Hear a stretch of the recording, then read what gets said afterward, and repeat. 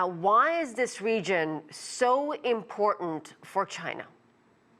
Right. Well, Central Asia has a number of different important elements, not only for China, but for a number of countries throughout Eurasia and throughout the world. One is their abundance of resources, from energy resources like oil, natural gas, even things like critical minerals.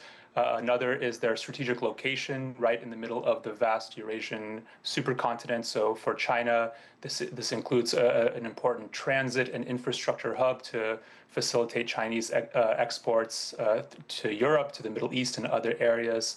And this is also an important region for countries like the Europeans who are looking to, for example, diversify their energy supplies away from Russia. So whether it's location, the resources, and all of those things in between, this is a very strategic region. And of course, so many of these countries are also in Iran's backyard, if you will. Turkmenistan shares a border with Iran. How much is the conflict or the crisis between Iran and Israel, how much is that a point of concern for these countries? Right, so that is an important element in terms of the security aspect. So these countries not only border Iran in the example that you mentioned, but also countries like Tajikistan and Turkmenistan and Uzbekistan have long borders with Afghanistan as well. So we've seen historically and over the last few decades in particular, the potential for spillover security impacts. We haven't seen that yet in the case of Iran. Obviously, the conflict right now is very fresh, but that border in particular is largely a desert border with not a lot of population centers there.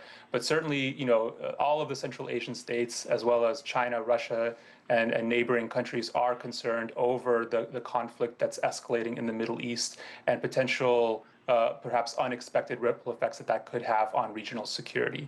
And Eugene, so many of these countries probably, and I don't want to put words in your mouth, I'm assuming they see China as a much more reliable partner than the United States.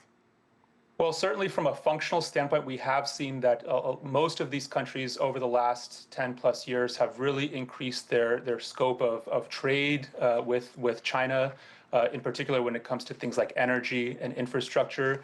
There has been some limited engagement with the US. I'm thinking about things like the C5+1 platform, although I think in recent months we've seen a scaling back of that in terms of any kind of concrete investment. Obviously, the trade restrictions that the Trump administration has started has had an impact on this region. So certainly, China has had the lead there in a certain way, and that's only been growing seemingly in recent months. All right, Eugene, thank you very much.